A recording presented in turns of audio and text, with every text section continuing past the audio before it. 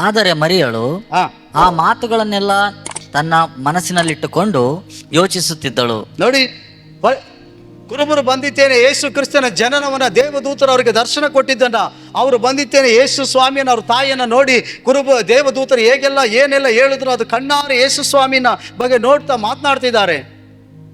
ಮಾತನಾಡುವಾಗ ಯೇಸು ಸ್ವಾಮಿ ತಾಯಿಯಾದಂಥ ಮರಿಯಳು ಕುರುಬರ ಬಗ್ಗೆ ದೇವರ ದರ್ಶನ ಕೊಟ್ಟಿತ್ತು. ಕುರುಬರಿಗೆ ದೇವದೂತರು ಮಾತನಾಡಿದ ಒಂದೊಂದು ಮಾತುಗಳು ಅವ್ರು ಹೇಳುವಾಗ ಆಶ್ಚರ್ಯಪಟ್ಟರು. ಆದರೆ ಮರಿಯಳು ಅವೆಲ್ಲ ಮಾತುಗಳ ತನ್ನ ಮನಸ್ಸಲ್ಲಿ ಇಟ್ಟುಕೊಳ್ತಿದ್ದಾಳೆ. ನೀನು ಮನಸ್ಸಲ್ಲಿ ಏನನ್ನ ಇಟ್ಟುಕೊಳ್ತಾ ಇದ್ದೀವಿ ಇವತ್ತು? ನಿಮ್ಮ ಮನಸ್ಸಲ್ಲಿ ನಾವು ಏನನ್ನ ಇಟ್ಕೊಳ್ತೀವಿ? ಕೆಲಸಕ್ಕೆ ಬಾರದೇ ಇರೋ ಮಾತನಾಡುವಾಗ, ನಿನ್ನ ಪರಿಸ್ಥಿತಿ ನಿನ್ನ ಕುರಿತಾಗಿ ತಪ್ಪಾಗಿ ಮಾತನಾಡುವಾಗ, ನಿನ್ನ ಕುಟುಂಬ ಕುರಿತಾಗಿ ತಪ್ಪಾಗಿ ಮಾತನಾಡುವಾಗ, ನಿನ್ನ ಬಗ್ಗೆ ಇಲ್ಲ ಸಲ್ಲದನ್ನು ಮಾತನಾಡುವಾಗ, ಯಾವುದೋ ಸೈತಾನನ ಮಾತುಗಳು, ಯಾವುದೋ ಮನುಷ್ಯನ ದೂಷಣೆ ಮಾತುಗಳು, ನಿನ್ನ ಕೆಳಗೆ ಬೀಳಿಸುವಂಥ ಮಾತುಗಳು, ನಿನ್ನ ಇರುಕಿಸುವಂಥ ಮಾತುಗಳು, ನಿನ್ನ ನಂಬಿಕೆಯನ್ನು ಬೀಳಿಸುವಂಥ ಮಾತುಗಳು, ನಿನ್ನ ಬಾಧೆ ಪಡಿಸುವಂಥ ಮಾತುಗಳು ಹೇಳುವಾಗ ಆ ಮಾತುಗಳನ್ನ ನೇರವಾಗಿ ನಿನ್ನ ಮನಸ್ಸಿಗೆ ತೆಗೆದುಕೊಳ್ತಿ. ನಿನ್ನ ಗುಣಪಡಿಸು, ನಿನ್ನ ಕಟ್ಟು, ನಿನ್ನ ಆಶೀರ್ವದಿಸುವಂಥ ಕರ್ತನು ಮಾತನಾಡುವಾಗ ಆ ಮಾತನ್ನು ನೀನು ಮನಸ್ಸಿಗೆ ತೆಗೆದುಕೊಳ್ತಾ ಇಲ್ಲ. ನೋಡಿ, ಯಾರೋ ಹೇಳ್ತಾರೆ ನಿನ್ನ ಬಗ್ಗೆ ಏನೋ ಮಾತಾಡ್ತಿದ್ದಾರೆ ನೋಡು, ಹಿಂಗ್ ಅಂದ್ಬಿಟ್ರು, ಆ ಮಾತನ್ನು ಎಲ್ಲಿ ತೆಗೆದುಕೊಳ್ತಿ? ನೇರವಾಗಿ ನಿನ್ನ ಮನಸ್ಸಿಗೆ ಸ್ವೀಕಾರ ಮಾಡ್ಕೋತಿ, ಹೌದಲ್ವಾ? ಆದ್ರೆ ದೇವರ ಮಾತನ್ನ ನಾವೇನ್ ಮಾಡಲ್ಲ, ಮನುಷ್ಯರಿಗೆ ಸ್ವೀಕರಿಸ್ಕೊಳ್ಳಲ್ಲ. ಮನಸ್ಸೊಳಗಡೆ ಕಿವಿಲಿ ಕೇಳ್ತೀವಿ, ಕಿವಿಲಿ ಬಿಟ್ಬಿಡ್ತೀವಿ. ಯಾರೋ ಹೇಳ್ತಾರೆ ನಿನ್ಗೆ ವಿರೋಧವಾಗಿ ಯಾರೋ ಮಾಟ ಮಾಡ್ತಿದ್ದಾರೆ, ನಾನು ನೋಡಿದೆ, ನೀವು ಬಾಗ್ಲಾಕ ಹೋಗಿದ್ರೆ ನಿಮ್ಮ ಮನೆ ಮುಂದೆ ನಿಂಬೆಹಣ್ಣು ಬಿಸಾಕೋದನ್ನ ನೋಡಿದೆ, ನಿಮ್ಮ ಮನೆ ಮುಂದೆ ಆ ಕರ್ಪೂರ ಕುಂಕುಮ ಹಾಕೋದನ್ನ ನೋಡಿದೆ, ಆ ಇಳ್ಳೆದೆಲೆ ಬಿಸಾಕೋದನ್ನ ನೋಡಿದೆ, ಆ ಒಂದು ಮೆಣಸಿಕಾಯಿ ಹಾಕೋದನ್ನ ನೋಡಿದೆ. ಏನು ಮಾಡ್ತೀರಿ ಅದನ್ನ? ಆ ಮಾತನ್ನ ಮನಸ್ಸಿಗೆ ತೆಗೆದುಕೊಳ್ತಿ. ನನಗೆ ಮಾಟ ಮಾಡಿದ್ರಂತೆ, ಇವ್ರಂತೆ. ಆದರೆ ದೇವ್ರು ನೀನು ಬಲಪಡಿಸ್ತಾನೆ, ನೀನು ಕಾಯ್ತಾನೆ. ಯಾವ ಮಾಟ ಮಂತ್ರಗಳು ನಿನ್ನ ಗುಡಾರದ ಸಮೀಪಕ್ಕೆ ಬರಲ್ಲ ಅಂತ ದೇವ್ರು ನಿನ್ಗೆ ಹೇಳುವಾಗ ಆ ಮಾತನ್ನು ನಿನ್ನ ಮನಸ್ಸಿಗೆ ತಗೊಳ್ಳಲ್ಲ. ಯಾವುದು ನಿನ್ನ ಮನಸ್ಸೊಳಗಡೆ ಪ್ರವೇಶ ಆಗ್ತೈತಿ? ಖಾಲಿ ನಿನ್ನ ಆರೋಗ್ಯ ಕೆಡಿಸುವಂಥದ್ದು, ನಿನ್ನ ಆಶೀರ್ವಾದ ನಾಶ ಮಾಡುವಂಥದ್ದು, ನಿನ್ನ ಕುಟುಂಬ ಪರಿಸ್ಥಿತಿನ ಹಾಳು ಮಾಡುವಂಥ ಮಾತುಗಳು ನಿನ್ನ ಮನಸ್ಸೊಳಗಡೆ ಒಂದು ಕುತ್ಕೊಂಡು ಜಾಗ ಮಾಡ್ಕೊಂಡೈತೆ. ಆ ಮಾತುಗಳು ನಿನ್ನ ಮನಸ್ಸೊಳಗಡೆ ತೆಗೆದುಕೊಳ್ತಿದ್ದಿ, ಅದಕ್ಕೆ ಸ್ಥಳ ಮಾಡ್ಕೊಡ್ತಿದ್ದಿ. ಸೈತಾನ ನಿನ್ನ ಮೋಸ ಮಾಡ್ತಿದ್ದಾನೆ. ಆದರೆ ನಿನ್ನ ದೇವರು ನಿನಗಾಗಿ ಪ್ರಾಣ ಕೊಟ್ಟವನು, ರಕ್ತ ಸುರಿಸಿದವನು, ನಿನ್ನ ದೆವ್ವ ಮಾಟ ಮಂತ್ರದಿಂದ ಬಿಡುಗಡೆ ಮಾಡಿದವನು, ನಿನಗೆ ಸಮಾಧಾನ ಕೊಟ್ಟಂಥ ದೇವರು ನಿನ್ನ ಜೊತೆ ಮಾತನಾಡ್ತಿದ್ರೆ ಆ ಮಾತುಗಳು ನಿನ್ನ ಮನಸ್ಸಿಗೆ ತೆಗೆದುಕೊಳ್ತಾ ಇಲ್ಲ. ಎಂಥ ದುರಾದೃಷ್ಟಕರವಾಗಿದೆ ನಮ್ಮ ಪರಿಸ್ಥಿತಿ. ಯೋಚನೆ ಮಾಡಿ. ಇವತ್ತು ಯಾರ ಚರ್ಚಿಗೆ ಬಂದೇಳಿಕೆ, ಚರ್ಚಲ್ಲಿ ಏನೋ ಒಂದು ವಿಷಯ, ಏನೋ ಒಂದು ಮಾತು ಬಂದೇಳಿಕೆ, ಎಲ್ಲಿಗೆ ಹೋಯ್ತದೆ ಆ ಮಾತು? ನೇರವಾಗಿ ನಿನ್ನ ಮನಸ್ಸೊಳಗಡೆ ಹೋಯ್ತದೆ. ಗಂಟೆಗಟ್ಟಲೆ ನಿಂತ್ಕೊಂಡು ದೇವರು ನಿನ್ನ ಜೊತೆ ಮಾತನಾಡ್ತಿದ್ದಾರೆ. ಹಲ್ಲೆಲೂಯಾ. ದೇವ್ರು ತನ್ನ ಸೇವಕರ ಮೂಲಕ ನಿನ್ನ ಒಟ್ಟಿಗೆ ಮಾತನಾಡುವಾಗ ಆ ಮಾತು ಎಲ್ಲಿಗೆ ಹೋಗ್ತೈತೆ? ನಿನ್ನ ಮನಸ್ಸೊಳಗಡೆ ಹೋಗ್ತಾ ಇಲ್ಲ.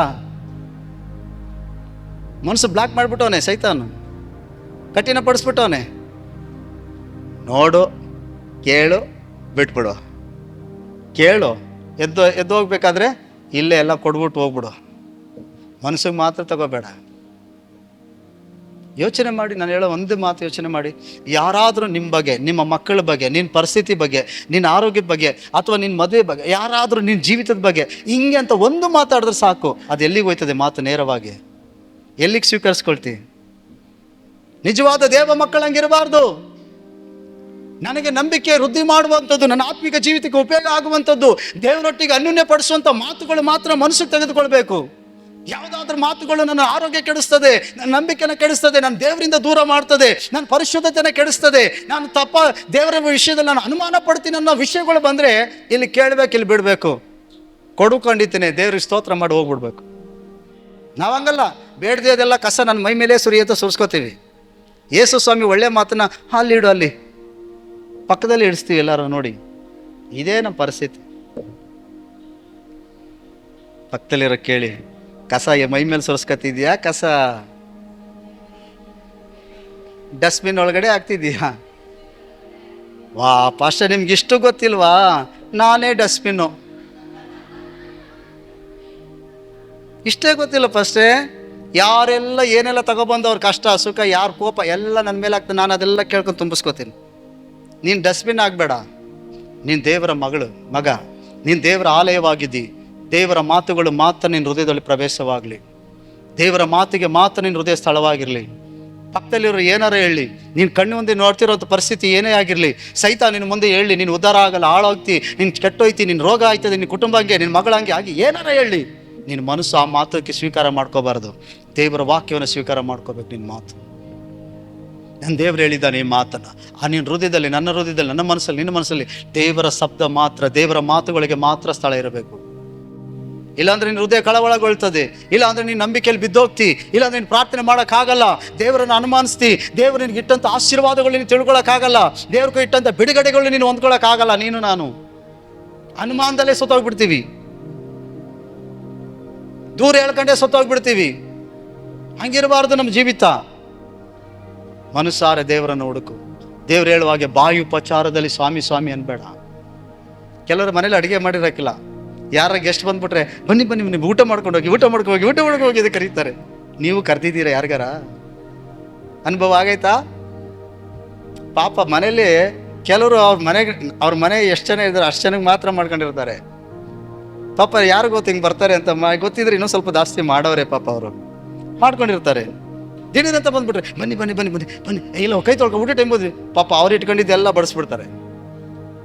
ಇಂಥ ತ್ಯಾಗಿಗಳು ನೋಡಿದ್ದೀವಿ. ಮಾಡದಿದ್ದವ್ರು ಬರೀ ಬಾಯಿ ಮಾತಲ್ಲಿ ಕರೆಯೋರು ನೋಡಿದ್ದೀವಿ. ಕರೆಯೋರಿಗೆ ಬಂದ್ಬಿಟ್ಟು ಆಯ್ತು ಕೈ ತೊಳ್ಕೊಂಡು ಆಯ್ತು ಉಣ್ಣ ಕೊಡ್ರಿ ಅಂತಂದ್ರೆ ಪರಿಸ್ಥಿತಿ ಗೊತ್ತಾಗೋದು. ಅವಾಗೇನಂತಾರೆ, ಇಲ್ಲ ಸಾಂಬಾರು ಸ್ವಲ್ಪ ಬಿಸಿಗಿಟ್ಟಿದ್ದೀನಿ, ಒಂದು 10 ನಿಮಿಷ ಕುತ್ಕೊಳ್ರಿ ಅಂತಾರೆ. ಅವರು ಬುದ್ಧಿವಂತರೆ. ಹಂಗೆ ಅಂದ್ಬಿಟ್ಟಿತ್ತೇನೆ ಬೇಗ ರೈಸ್ಗೆ ಇಟ್ಬಿಡೋದು. ಅಲ್ಲೆಲ್ಲೂಯ್ಯ.